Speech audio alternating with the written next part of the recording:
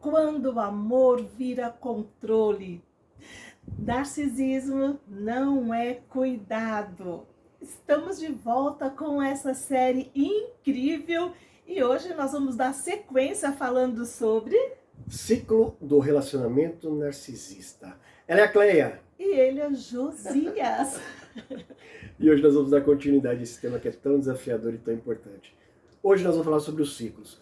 Um dos ciclos, do relacionamento narcisista é a idealização. Você sabe o que é isso? Idealização. O parceiro narcisista, ele encanta e faz promessas maravilhosas, grandiosas, sensacionais. Ele começa a criar uma situação, propícia a ele sempre. E nessa ele vai enchendo de elogios. Potencializando os pontos fortes, reforço positivo direto o tempo todo. E o que mais? Ele faz a pessoa sentir-se muito importante. A melhor de todas. Eu vou te falar a vítima. Ele faz a vítima se sentir muito importante, a vítima sentir que o narcisista, que não sabe o que sentir que está ajudando, que está participando, que tem uma amizade ali, um amor, uma troca. Então ele...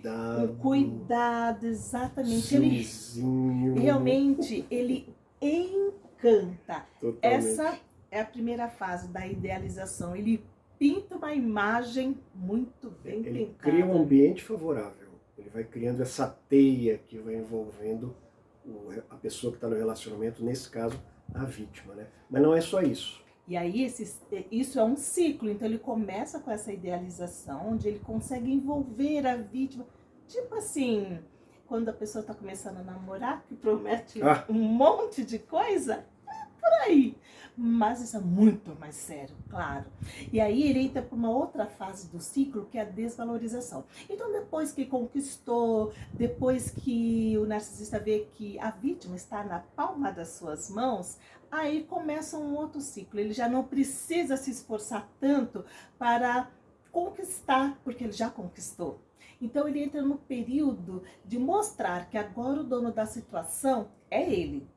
Então entra um período de desvalorização constante, Então entra um período ali em que ele começa a desprezar aquela vítima, começa a desmerecer. Críticas constantes. Começa a manipular. Tudo. E aí tudo que a vítima fazia de bom, de maravilhoso, já não é mais assim. Porque ele precisa mostrar que ele está no controle. Agora, tem um detalhe, Como tudo tem continuidade, esse ciclo também tem mais uma parte. Então ele começa cativando, depois ele desvaloriza, e na sequência ele descarta. Olha só como é sério isso. O parceiro se afasta subitamente. Não quer dizer que ele vai embora. Às vezes a gente pensa até assim, não, ele acabou com o relacionamento. Que bom seria. Acabou com o relacionamento, vai embora, tal, e vida que segue. Não. Dentro do relacionamento, ele vai se afastando subitamente ou de repente de forma mais gradativa e vai provocando o quê? Em tese, um fim daquele relacionamento. Mas estando nele ainda. Claro que às vezes alguns se afastam, mas continuam exercendo esse poder maléfico sobre a vítima, mas tem uns que continuam dentro do relacionamento. Então, é o famoso morde-a-sopra. Morde-a-sopra. Morde-a-sopra, mas nessa hora ele já mordeu, assoprou e está descartando.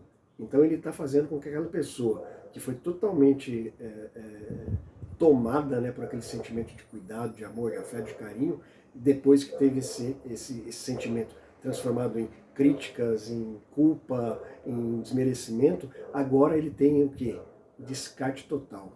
Exatamente. É muito sério. É um afastamento emocional doloroso. Totalmente. Porque aquela conquista, o parceiro vai ficar sempre ali, Poxa, conquistou, mas agora tem esse distanciamento emocional muito severo, É muito sério e causa muita dor. E aí entra naquilo que nós já havíamos falado, causa um monte de outras coisas, como baixa autoestima, depressão, culpa, etc, Justamente por causa desse descarte. Mas nós estamos falando de um ciclo. E o próximo ciclo, então, o que acontece? Depois que ele vê que a vítima ela está se distanciando e ela toma alguns posicionamentos, para não perder, porque o narcisista não quer perder, o que ele faz? Ele tenta a reaproximação. E aí? Ele começa a tentar de novo voltar àquele relacionamento, ele volta de novo com aquele fala-fala, sabe? Com aquele chaveco. Conversinha mole, no pé do ouvido. Aquela conversinha mole e convincente. Sim, e convincente. Porque ele é bom nisso. Muito. Ele ou ela, né? É muito bom. Isso, ele ou ela, que fique bem claro. Então, ele volta de novo. Aí, sabe aquela coisa?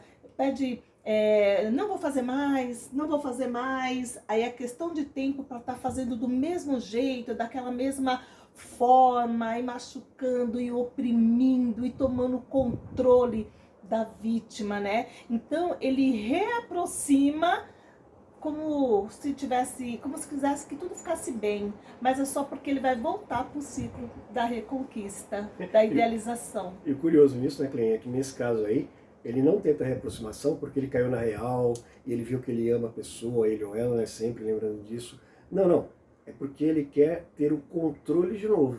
Tudo gira em torno do controle. Controle. Exatamente, é isso que motiva. É o controle, né? E tem alguns tipos de narcisistas para vocês ficar, né, mais assim ligados e espertos. A gente não poderia deixar eles sem entenderem também os tipos de narcisistas, porque nem todo aquela pessoa que a gente pensa que é narcisista, de fato é, porque a gente às vezes incorre no erro. Sabe qual que é? Claro. Vamos lá.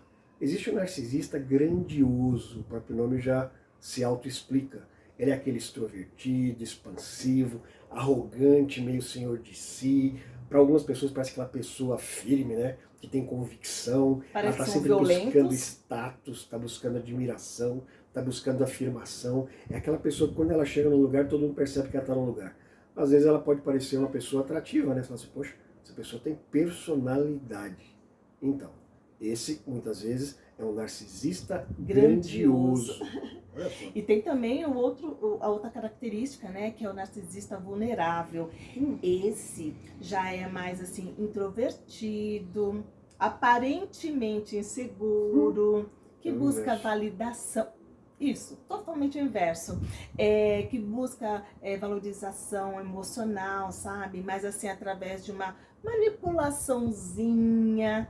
E aí esse é perigoso demais, porque até a vítima acordar e ver verdade. que está sendo manipulado ou está num relacionamento tóxico, demora mais. Então esse narcisista vulnerável é extremamente perigoso. E sabe uma coisa interessante, Clênia? Quando a gente fala às vezes do narcisista, seja homem ou mulher, a primeira coisa que vem na nossa mente é aquela pessoa arrogante, é aquela pessoa falastrona, tal. E às vezes a gente incorre num erro, porque não necessariamente essa pessoa vai ser uma narcisista.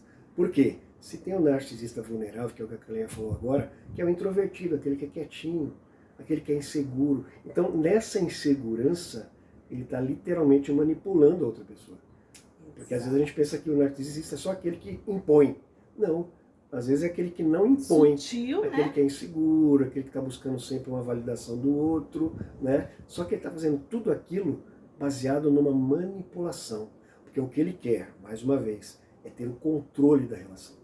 Então é importante que a gente fique muito atento a essas duas características, porque uma coisa que chama muita atenção é isso. Nós olhamos muitas vezes para aquele que é expansivo, que é arrogante, que fala, que faz e acontece.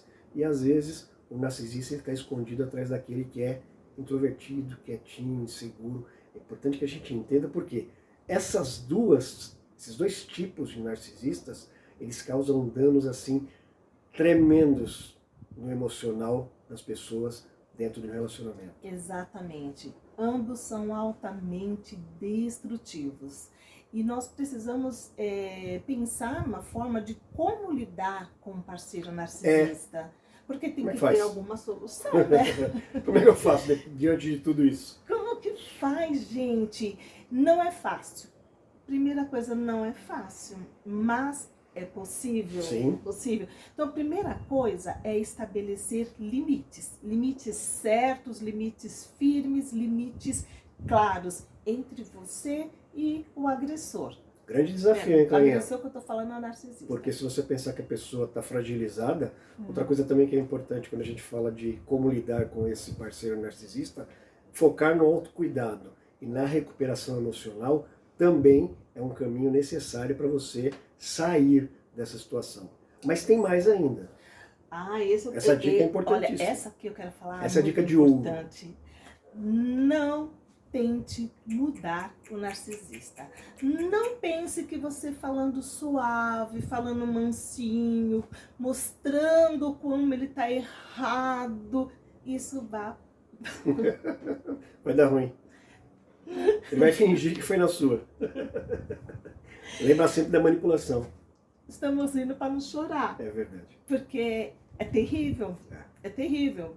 Mas então não cai nessa. Não tenta mudar o narcisista, porque não vai mudar. Ele não vai conseguir. Mesmo porque, na mente dele, ele não precisa de mudanças. Afinal, ele já é o master. A gente traz sempre um sentimento idealista, aquele de poder mudar o outro, né? Agora, você já não consegue mudar uma pessoa que não tem esse transtorno. A pessoa que tem, né, os traços narcisísticos normais e tal. Agora, imagina uma pessoa que é narcisista mesmo.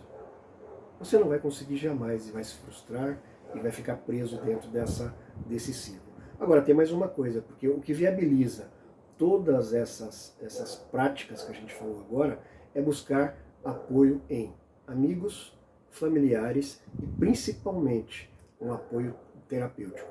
Sabe por quê, Cleia? Lembra que a gente falou antes que quando o narcisista ele começa a envolver a vítima, uma das coisas que ele faz é isolar a pessoa. Então, quando a pessoa está nesse problema, no meio desse problema, vai ser muito difícil ela buscar apoio de amigos e familiares.